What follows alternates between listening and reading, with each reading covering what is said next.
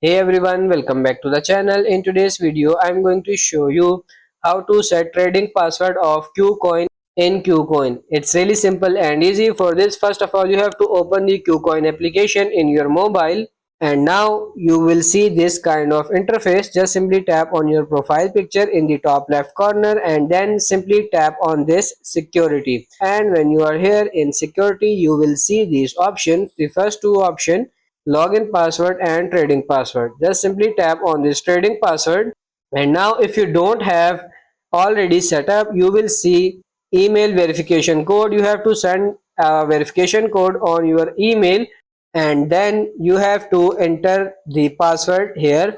Maybe it's not going to record for some privacy in video, but yeah, you just have to tap on this trading password and then you have to enter it and you are good to go. So that's pretty much it for this video. I hope this video was helpful. If it is, like it and subscribe to the channel. Thank you.